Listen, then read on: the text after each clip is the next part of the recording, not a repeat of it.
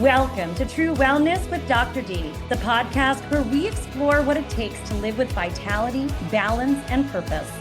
I am Dr. D, and each week I'll bring you powerful tools, inspiring stories, and expert insights to help you thrive in every area of your life. From health and wellness to mindset and navigating life's challenges, this podcast is your guide to creating a life of true well-being. Be sure to check the show notes and grab your free copy of the True Wellness Checklist so you can get started on your journey to true wellness right away. Now, let's get started. Hello, everybody. Welcome to another episode of True Wellness with Dr. D. And today I am thrilled to welcome Dorota Kuldo. She is a decluttering mentor who helps women break free from lifelong clutter, overwhelm, and the invisible weight of that good girl conditioning. You guys, Dorota knows the journey firsthand. So if you're looking around your home or your car or your workspace and you're like, oh my God, I am surrounded by all of these things, then you're going to want to listen in for today's interview. Because Dorota, like I said, she knows the journey. While working 2 full jobs, she decluttered 70% of her own belongings in just 6 months. And in the process, she discovered her true superpower, creating clutter-free systems that last, right? Not by forcing rigid rules, but actually, you guys, this is right up our true wellness framework alley because it's also about mindset. It's about nervous system regulation. It's about brain-based strategies that make a difference.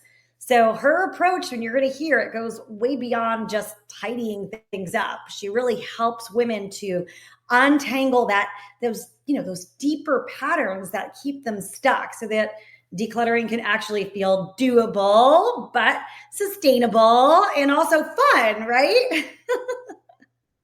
Thank you so much for being here today. Thank you so much for having me. What an amazing introduction.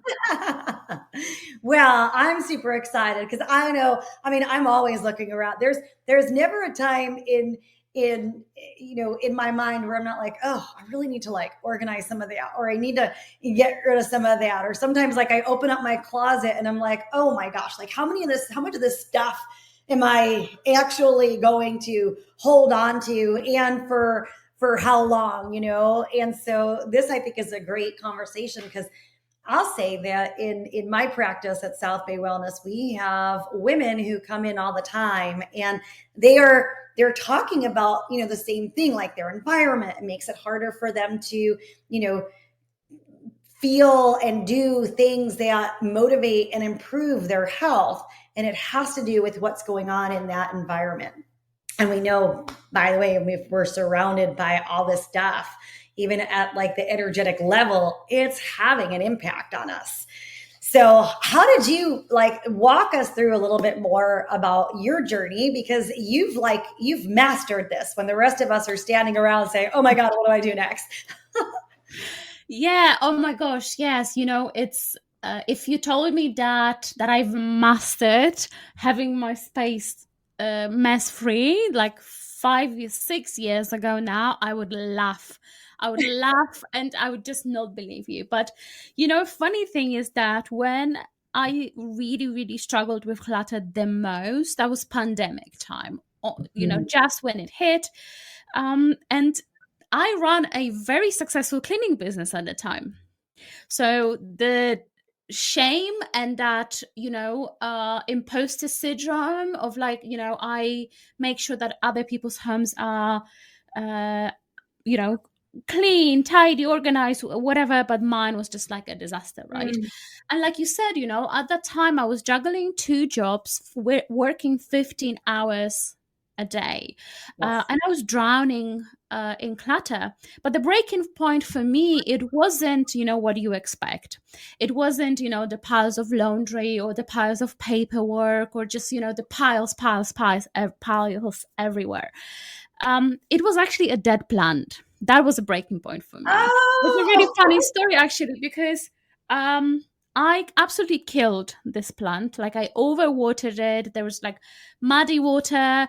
I went to like grab it to throw it away, and like this muddy water just went everywhere. Like, can you imagine? Literally, like I was like filthy, soaking like this. Oh, even now, like thinking about it, it just gives me an ick.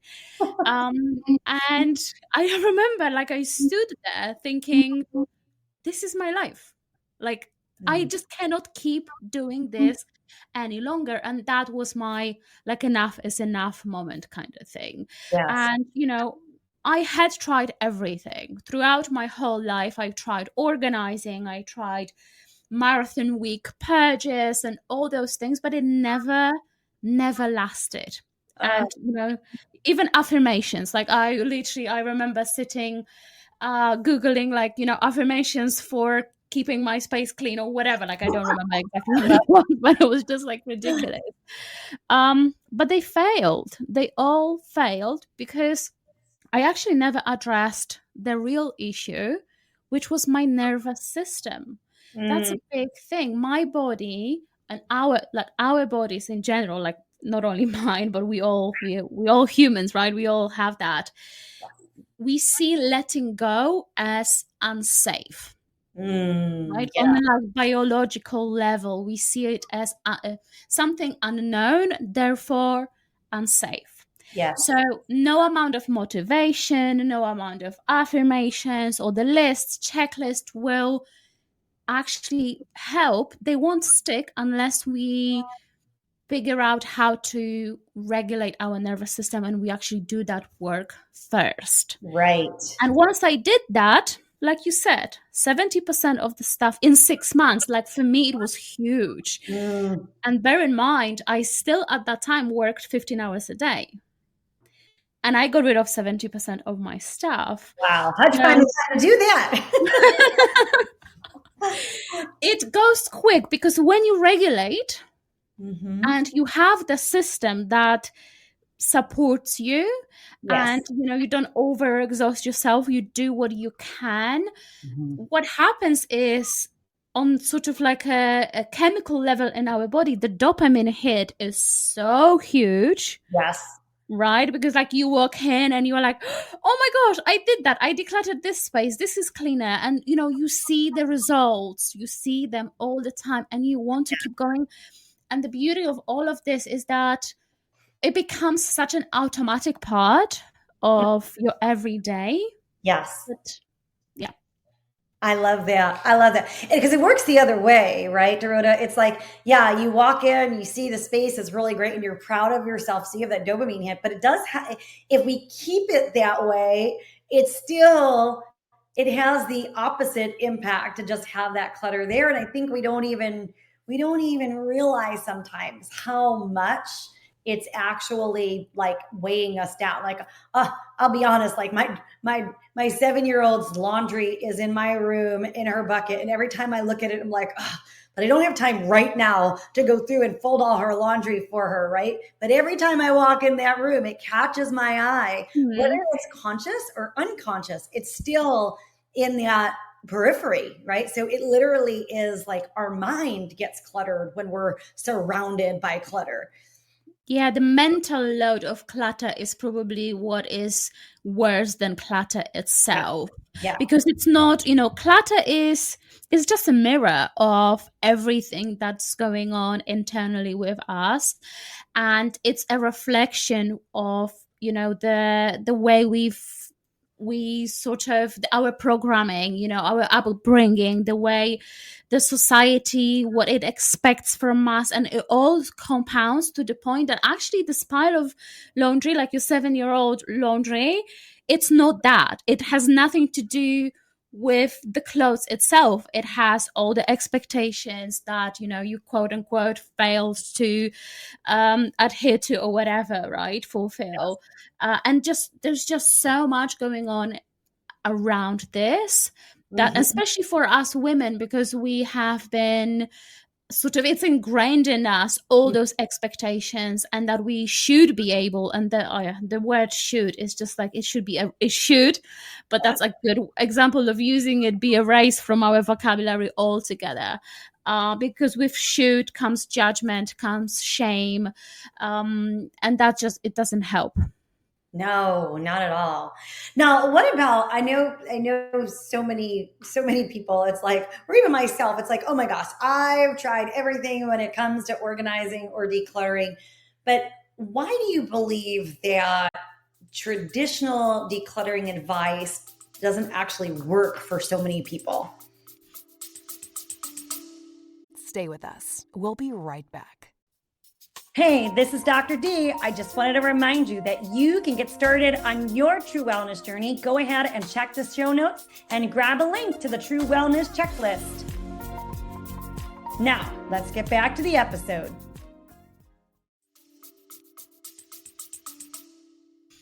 I would flip it. I would say it only works for people who it works for, right? Okay. so, so that's the thing, right? I truly believe that every single thing that you try works as long as you stick with it, and as long as you are regulated enough to stick with it, and it's something that comes to you naturally. But the problem with traditional decluttering advice is that it is being viewed as a standard, right? So if it's a standard, right, it means that I have to adhere to that standard, right? Yes. That if I'm not able to achieve that standard, that imaginary standard, then there is something wrong with me. You know, we think that we are maybe, you know, other people can do it, why can't I? Like, you know, those kind of things. So I would say always, you know, is the method, it's never your fault, it's the method. So if this one doesn't work, try a different one. But there is no such thing as rules, like decluttering rules. People say, you know, this rule and that hack. Like I always say to people, burn the rule book. You make the rules. Yes, yeah. I always hear, what's the woman's name? She had a popular TV show, Marie Kondo, right? And she's always like, "Does this bring you joy?" So as I'm in my closet, I'm like, "Does this bring me joy?" Yeah, I love the premise of her method, because that's the whole idea of we should be keeping things that are making us feel good. Yeah. I can fully stand behind that. Everything else, no. Yeah. Well, let's dive into that a little bit, because what I hear you talking about is like sort of, it's like a mindset shift in the experience of decluttering, you know, something from it being like a chore or a standard to maybe having it be something that's more empowering. Yeah. So such a, how do I want to like bite into this? There's just so many things going through my head right now. Yeah, definitely the chore, like having to do it because I have to. Yeah, really, we really, it would be good to rewire that into, you know, I get to do those things. I choose to change my life through decluttering, or I choose to change my environment, and then see how your entire life is going to change if you do that, right? Yeah.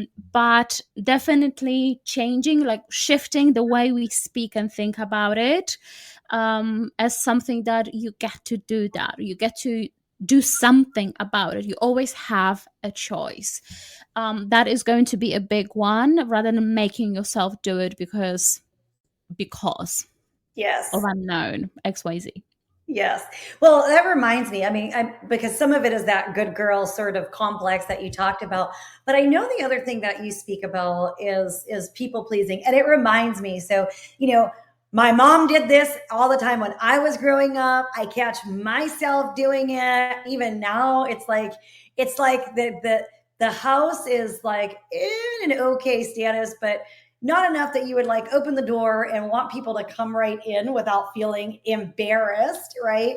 And then right before company comes, I do like it's like the major clean, but it's not just a major clean. It's like all this like hurry and frustration and this like anxiety over making sure everything looks perfect, right? It's like that people pleasing part. And I know you talk about like the connection between people pleasing and clutter. And can you dive into that a little bit for us? Of course, yes. So people pleasing a lot of times comes from that good girl conditioning.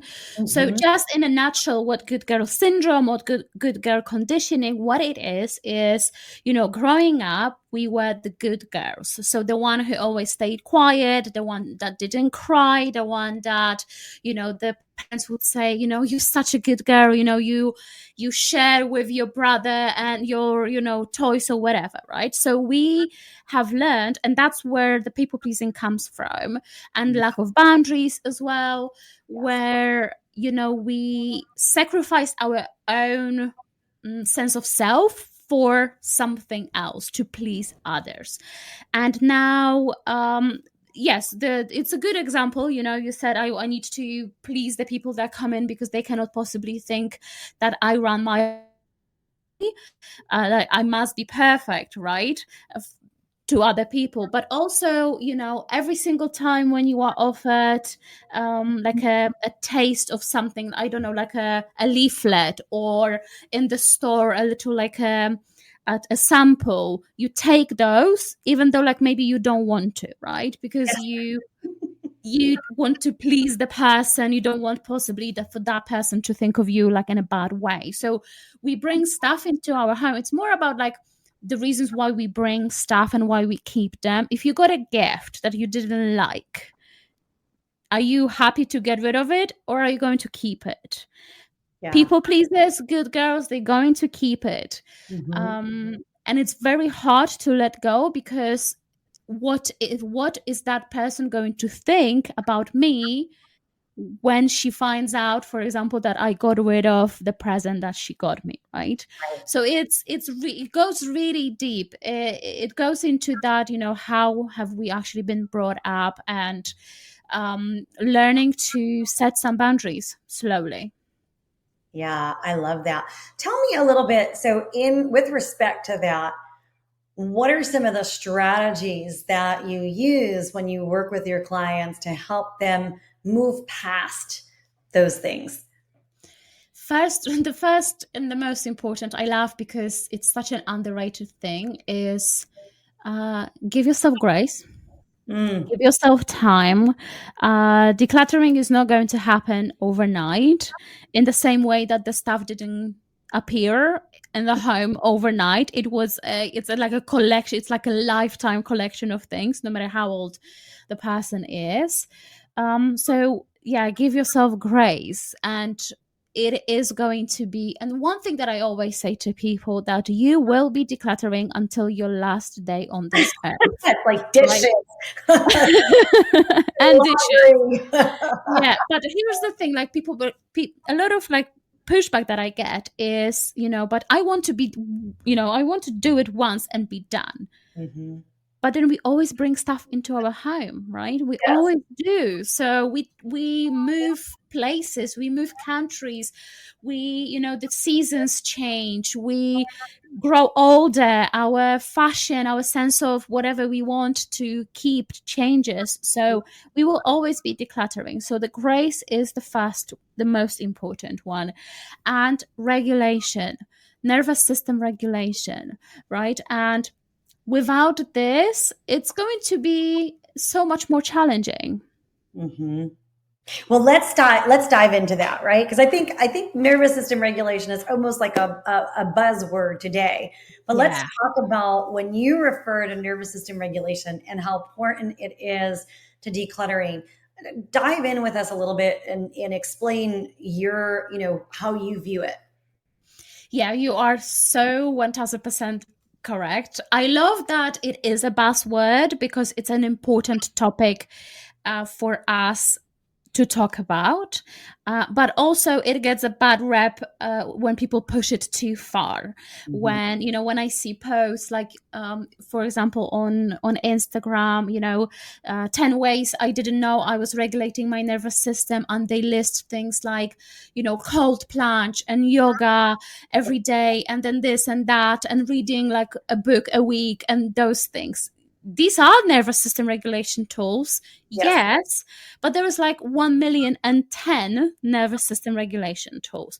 So the one I like to start with how our body actually functions. So if we look at what nervous system is there for, it's to protect us. That is the only job. It's to keep us safe. It, 2 million years ago, 20 million years ago, like I'm really bad with numbers, but when we still lived in caves, right? Our immediate environment was the cave. That was the safe place. Everything outside of the cave was a potential danger. So if we now take this back to our times, the cave is everything that we are familiar with. Whether we are happy or unhappy, it doesn't matter here. It's everything that we know. So the clutter is what you know. Everything that is outside of that, so the unfamiliar is treated as by nervous system as sort of perceived danger. Right. And it uses tools like procrastination, like anxiety, self-judgment, self-criticism, self-sabotage, and more to make us not do the things that are outside of that familiar zone, right? So going back to decluttering, let's say, you had enough, you had your enough is enough moment, like I did, right? And you spilled the muddy water all over yourself, and you go, okay, I'm going to start decluttering. And you don't regulate, right? And your nervous system, at the beginning, there is going to be that motivation, but it fades away really, really fast. So your nervous system is going to go, I'm sorry, what are you trying to do? I don't think so. I don't want to do that. I don't know what you're trying to do. And it's going to pump the brakes really, really, really fast. And that's when, maybe, let's say, for the best example here that I can give you is, let's say you found a method, like a decluttering method, right? That you are really pumped about. And within a week of not seeing the results because there wasn't enough of the nervous system regulation done, what is going to really fast happen is the lack of clarity. So you're going to go online and then maybe look for a different way to do it, and then different way to do it, and then different way to do it. This is nervous system here saying, no. You think you're going to declutter, but I'm going to tell you, I'm going to do everything that I can to stop you. Right? It's no different with people's health or weight loss or eating healthy. I see it all the time, especially in prospective clients, like when we do our webinars or things like that. And you've got these people who come on, they've been searching and scrolling, TikTok and Instagram and Facebook and throwing darts at the dartboard and trying to hit the bullseye, or webinar hopping, where like they've watched 5 different webinars trying to find the answer, right? And they try something for a couple of days. It's that holy grail of what this one method that is actually going to work. So here's what we do. At least what I like to do with my clients, we are going back to the biology, basically. So back in the day, when we were still living in the caves, there was the danger that was nervous system protecting us from was a saber-toothed tiger or something. So our job right now is to have a look around, literally in your immediate environment where you are. Are you in danger? Just check, like literally check. Is there a tiger, saber-toothed tiger that are extinct? Not in my office. Not in my office either, right? But that's one of the first things that we do. Just check because here's the thing, your nervous system doesn't know whether you are in actual danger or perceived danger. Yes. right? So Yeah. it doesn't know. So, okay, let's make sure that it's not an actual danger. And then we're going back to breathing. Because when we breathe, deep breaths in, deep breaths out, when we breathe, it regulates us really, really fast. Because when you are like running away from that tiger, right, you're not breathing properly, right? No. You're not breathing deeply. So we do breathing exercises. Just do 5 to 6 deep breaths, and start doing little things, tiny little things, the most obvious things in your home, rather than going into a closet straight away where, all the lost hopes and dreams about better or fitter you live. Yes. Or like sentimental items or whatever. No, just go and do something easy, simple. Maybe tidy up a little bit here and there, or throw away some easy things. Yeah. Easy, easy. Easy as in flick of the wrist. If you have to think, what do I do with this item? No, next one. There is plenty to deal with. And when we go from there, because what it does is you build that safety in the nervous system, because your nervous system really quickly learns, oh, that wasn't so bad, right? I didn't die, or like nothing, no one shouted at me or anything like bad happened. Yes. And we also build that self-trust that we can do it. And that's the huge part, especially for people pleasers.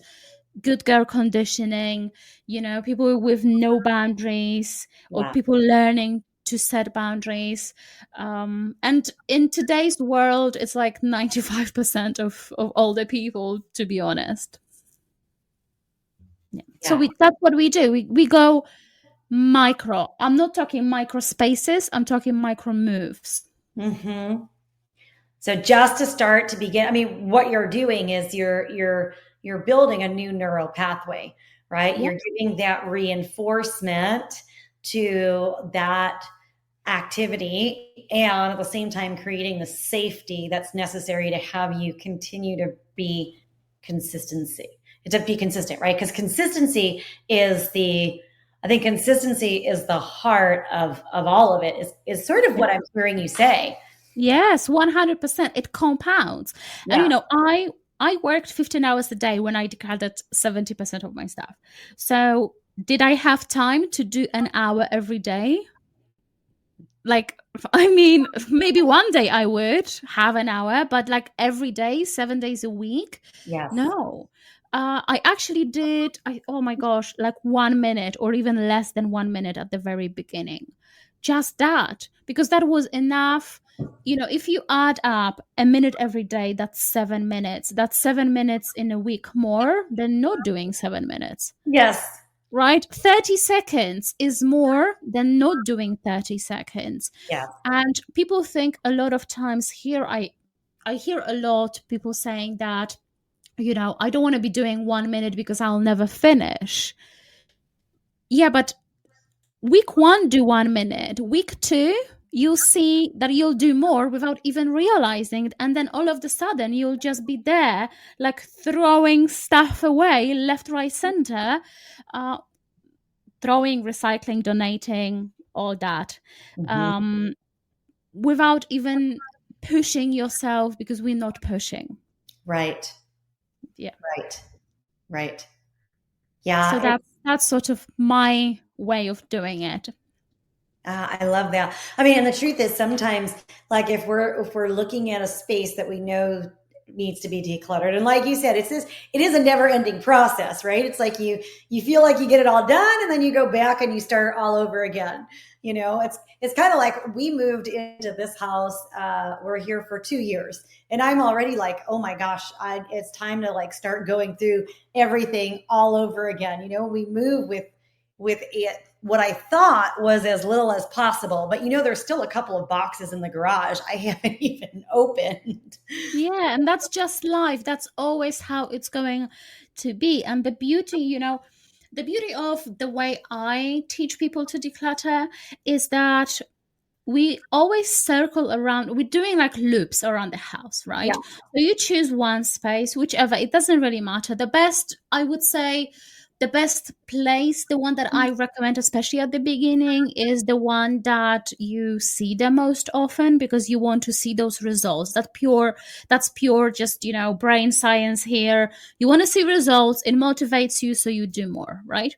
So do that space. Only make the easy decisions, the things that, it's just so obvious. Like right now I have like empty cans of drinks on my desk. So if I was to declutter my desk, or like, have a go at my desk, because decluttering and cleaning, for me, cleaning is like wiping, but even removing trash, that's also decluttering. Yes. Right. So I like removing stuff from home, that is decluttering basically. So if I was to have a go at my desk right now, and I only had like capacity for like tiny little thing, I would remove those two things and I would move to a different area, or I would just be done for today.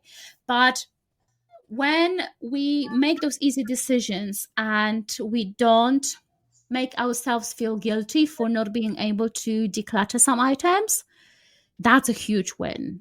Yeah. That's a massive thing. We look at, oh, I haven't done this, and that, but we don't look at what we've already done and celebrate that. Oh, that's so true. Yeah, Mm. absolutely. And it makes a difference. What's the name of that book? Mm, there is a book out there where it's actually it's a book for entrepreneurs, and the premise of the book is like exactly what you just said. Like the gap in the gain. That's what it's called, the Mhm. gap in the gain. And it talks about how we always see the gap, right? We always see like where we want to be and how we're not there, versus acknowledging all the little things that we have done to actually get to a place. And when we're in, I'm going to call it energetic vibration, right? When we're energetically aligned and we're like happy and we're giving ourselves that acknowledgement, that the catch 22 is that it moves us and propels us to go forward faster and easier, right? More efficiently, joyously, versus harping on like, oh my gosh, I'm not here. It's that's like a drainer, an energy drainer, versus the other side of the coin, which brings us that energy and that inspiration, right? Yeah, oh my gosh, I love that you brought up that energetic alignment, Yes. because that's the thing, right? If you do the easy things and you move through decluttering in a sequence of movements that make you feel good, what are Yes. you naturally will want to do more of? Hmm. That, right? But if you move through decluttering in a sequence of movement that only bring shame and judgment because you haven't been Yeah. able to adhere to a rule that is just ridiculous, like, I don't even know any of those rules, to be honest. I really have to think hard. um like, for an example, because I just like refuse all of them. But that's the thing, like, energetically, if you make yourself feel good through doing the things that make you feel good, then you're going to do more of that, right?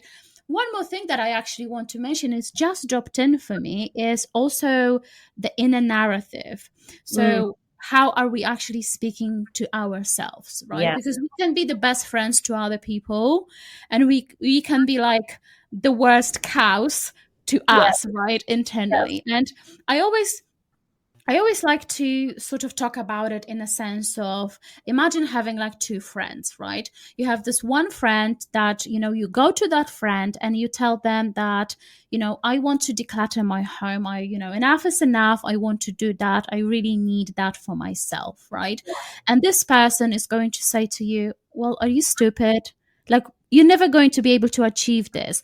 Look at all the other things, you're still overweight, XYZ, whatever, those negative things, Yeah, right? exactly. And then you go to that second person, right? And you tell them the same thing. And they go to you, oh my gosh, this is amazing. I cheer you on, you know, I know you're gonna be able to do it. You are amazing, XYZ. Next time when something goes wrong, who are you going to go to? Who are you going to feel safe to Yeah. go to and tell that person, right? That's Mhm. what we have to create for ourselves. Yeah. That sense of safety. that no matter what happens, it's all working out. It Yeah. is all working out for you. You are here in this right moment of time. You were meant to be here, right? You were meant to hear this message. You were meant to listen to this podcast. You were meant to actually embody what is being said here. And if you feel this way, great. If you don't hear what we are saying, you're listening, but you're not hearing it, you're not here, you're not there yet, right? Maybe Right. you never will, and that's okay too, right? Yes. Maybe my message is not for you. Maybe someone else's message about Yes. decluttering is going to be for you. But no matter what, it's okay. Like everything is working out for you. Yeah. Yeah. I love that. It's one of my favorite sayings is everything is always working out for your highest and best interest, even if you don't like the way it feels sometimes, you know? Yes. Yeah. Yeah. Well, the universe has like so many ways to Yeah. bring our deepest desires to us, most of the time in the ways that we wouldn't even expect. Yeah, that's so true. That's so true. Well, talk to me. I know you've got so many stories of, clients that you've worked with and how they've, walked down this pathway and how it's really made a difference. Who's your favorite person? It would be me. No, but yes, I do have, there's just so many different stories. But for me, it's always this one with every single client, no matter how different they are. Because I've had clients who, they send me pictures. Not all of them share pictures, and it's okay. Like, it's their journey. I'm not there to tell them, you have to get rid of that chair or you have to do XYZ. I'm not there to Yeah. do that. I'm there to support them in their own decision making process with all of the tools that we have at our disposal. But I've had clients with extremely messy houses. I had clients with seemingly, I remember she shared pictures with me, and I was like, "Are you sure you need my help?" And but it doesn't matter. Like clutter is sometimes it's sneaky because what to you is clutter, to someone else is the end of the world, Right. right? Mhm. So there's always like this one moment with every single client when they go, "Oh, so I can make my own decisions." Right? And it's just like, yeah, you're like 55. You can make your own decisions, but we don't know. We don't know that. That permission, like we very often just need to hear a permission that, whatever you've decided to do, it's okay. And I love this moment because from that moment, decluttering becomes literally effortless, Mm. right? They literally from that moment, they start like throwing away, donating, gifting, or whatever they do with the stuff, like literally backfalls Yeah. because there's just this like something clicks and they understand that no one's going to shout at them for decluttering an item that they've kept because maybe I'll use it one day. No one is going to come in barging and like shake them and say like, what are you doing, right? They sort of embody that feeling of I get to decide what to do with those things, Yeah. right? That is the beautiful moment always. I love that. And it comes back to what you were saying in terms of creating that safety, and when we can create that, like sometimes you're right. Sometimes we need that permission because we've got all this past programming about what's right and what's not right versus kind of tuning in to, really it's our own intuition, right? Getting present to how things impact us, like in our body and letting go of whatever that noise chatter Yeah. is in our mind.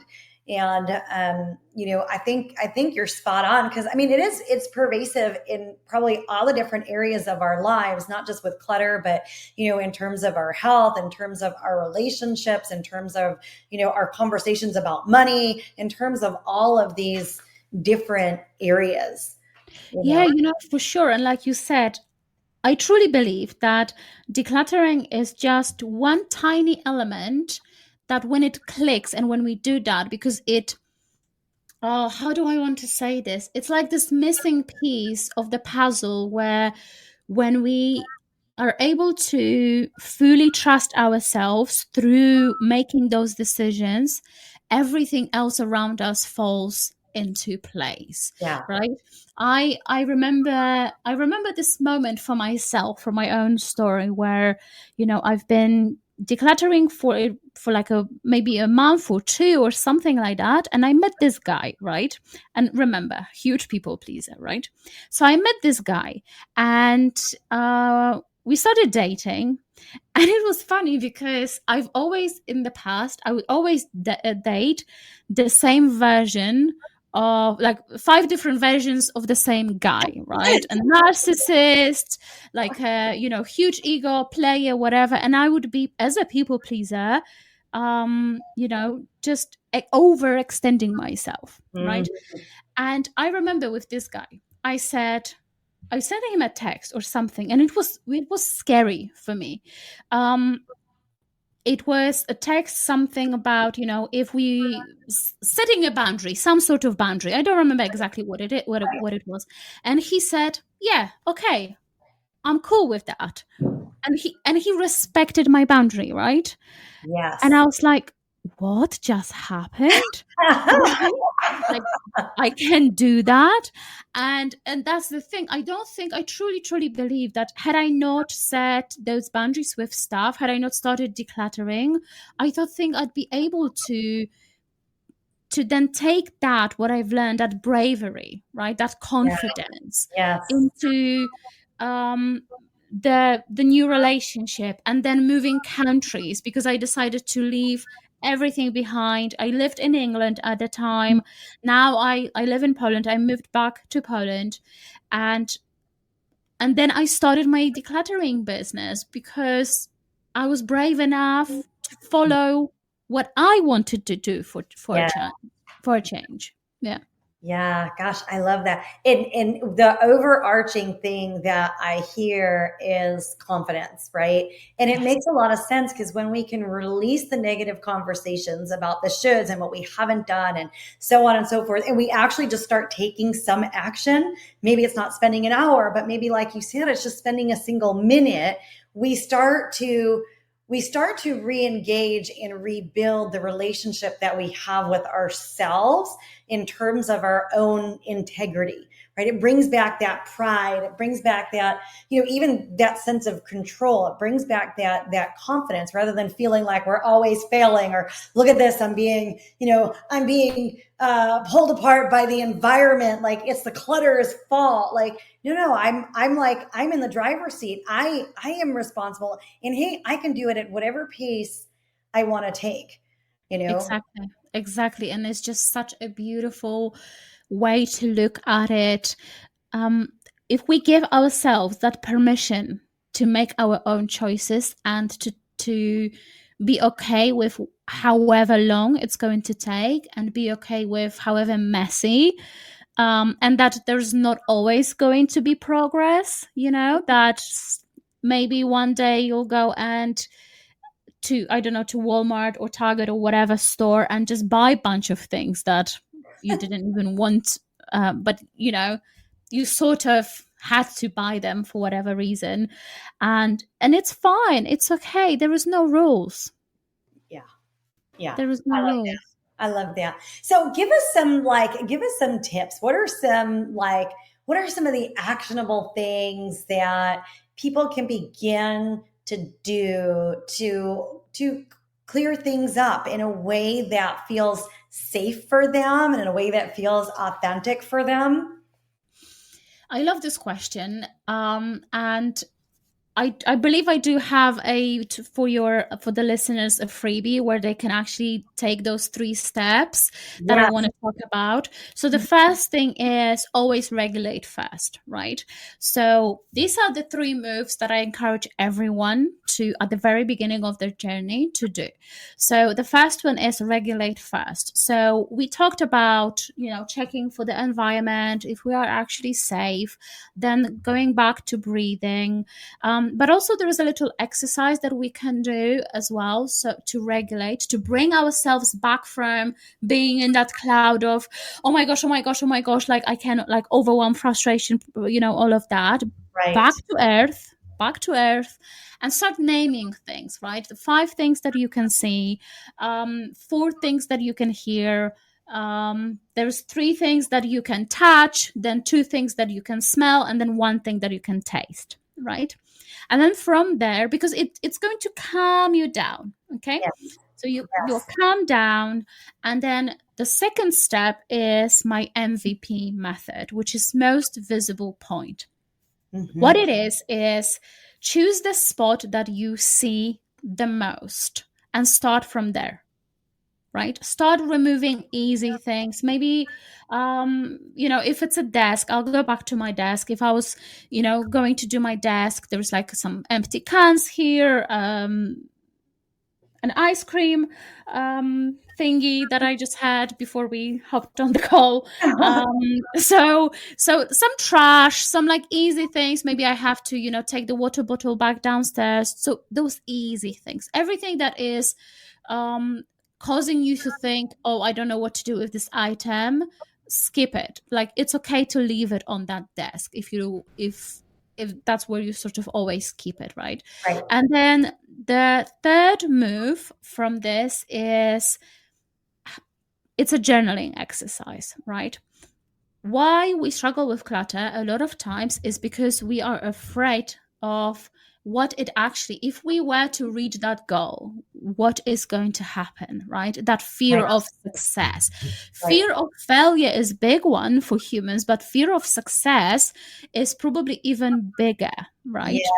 And hidden, right? People are like, oh, success. I'm not afraid of being successful. Okay, let's dive into that. Yeah, exactly. Let's talk about it, right? So that's the journaling prompt. And I really encourage people to grab old school pen and paper, not a notes app on your phone, because what happens is you actually writing stuff down is actually the only moment where our brain doesn't like change the subject, like it focuses on the action, right? So write out, what am I afraid is going to happen if I let go of this item? Or the other question is, what do I think I'll have to sacrifice to become a person who can let go easily, to become a person without all of that clutter? Yeah. And see what comes up. Yes. Do that. Yeah. And for our listeners, so in the show notes, Dorota will gift everybody here her 3 simple moves. Your nervous system friendly discovering jumpstart. So that jumpstart document is available to you in the show notes. So make sure you check that out and you click on it and you start to dive into some of these things, because it's one thing to just kind of listen to a podcast. It's another thing to actually just take one step, right? Because if you're here and you're listening, then this is certainly something that's of interest to you. Now actually do something with that. So I invite you all to make sure that you check the show notes and go ahead and download that. So I love it. So we may have overlapped here, but I always ask all of our guests, so outside of those 3 simple moves, are there 3 actionable items that our listeners can begin to take on starting now that will help them start to move the dial? Okay, let me think, because I don't want to, here's the thing, right? Going too far into the steps, if we don't cover the basics, is not going to be helpful. But what I love actually to say here is that if we look at our home from what the function of it actually is and what we do in it and what we have to do, because we have to do some things, and we have all of that clutter, is actually there's two things in there. We have the backlog, right? So that's the clutter that is sort of, you know, in the future happy to let go of, I would say. And but we also have those maintenance things of the house that we have to do, right? Yes. So dishes, right? Laundry. What else is there? Tidying up, hoovering, actual cleaning, right? Because decluttering and cleaning, those are two different things. Yeah. So I would say is at the beginning, if touching decluttering proves to be too hard, right? Start with maybe give yourself like 2 weeks, 3 weeks, just doing those daily, I call them daily maintenance habits. Yes. So basically, make sure that you go to bed with dishes done, right? So wash the dishes. Maybe when you finish with the living room for a day, tidy up for 5 minutes, right? Yes. Maybe make your bed every morning. That's a huge one. Make your bed every single morning. So you can split those things into like the things that I do in the evening, in the evenings, things that I do in the mornings. They shouldn't take more than 1 minute, max 2 minutes, because again, we don't want to now add half an hour daily routine, right? Right. Right. Right. Well, sometimes dishes take longer, but it's dishes, right? Like we have to do dishes.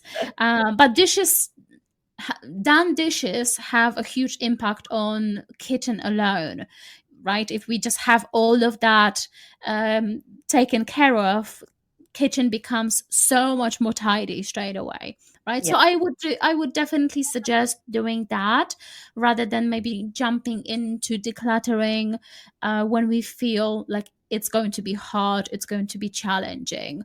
Have a look how your home is going to change after those like 3 to 4 weeks, just tidying up alone and throwing away some easy things like some trash, right? Have Yes. a look, and I promise that there is going to be a huge impact, not only the way the space looks, but actually how you're going to feel in your home. Yeah. I love that. I love that. Yeah. I mean, it's one step at a time. I always say Rome wasn't built in a day, right? And again, when we're jumping into things maybe too far or too fast, then we do create that lack of safety. So coming back all the way back to what you said in the very beginning about making sure that we are in that safe space. So Exactly. Yeah. And sometimes even if you don't do absolutely anything in a day and the only goal that you managed to achieve was to survive the day, yes. celebrate that. Yes. Yeah, absolutely. Absolutely. I love this. Dorota, thank you so much for all of the wisdom. Thank you for how you help to get people's lives on track, to have them feel good. And thank you for this, new perspective on, decluttering isn't about this rigidity that we've sort of been led to believe, that it's more about, hey, tapping into your nervous system, feeling safe, and more about creating flow than in anything else. So can you tell our listeners a little bit about how they can learn more about what you do and your wisdom around this subject?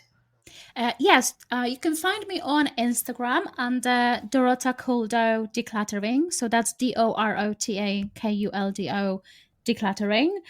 And in there, I share all of my knowledge. This is my main source of social media presence. The second way to connect with me would be through my podcast, but it's not podcast where I talk about decluttering. It's guided meditations. So this is a wonderful nervous system regulation tool, if anything. So you can find it on YouTube under Space to Breathe and Be. I've just Mhm. started uploading, but also on Spotify as well. On Spotify, you have 17 guided meditations, and Wow. we go really, really deep into your subconscious mind. And just imagine, I don't want to like spoil too much, but just imagine going deep into the forest, beautiful clearing, Harry Potter magic, that kind of thing, right? Love it. So that's where people can find me. I love that. And you guys, we will have that in the show notes. So if you didn't catch that, or you're driving, or you're doing something else, be sure to revisit the show notes and click on all of those links there. So Dorota, thank you so much for being here today, for joining us and sharing these tips and tricks and just words of wisdom with us. So thank you so much. Oh, thank you so much for having me. Yeah. All right, everyone. We'll see you next week for the next episode of True Wellness with Dr. D. Remember to see the show notes. This is Dr. D reminding you to tune into your body, connect with what matters, and embrace the journey to true wellness. If you enjoyed today's episode, be sure to subscribe, leave a review, and share it with someone who's ready to redefine their health. Be sure to grab a copy of the True Wellness checklist right in the show notes. Let's keep redefining wellness and empowering change together. See you for the next episode.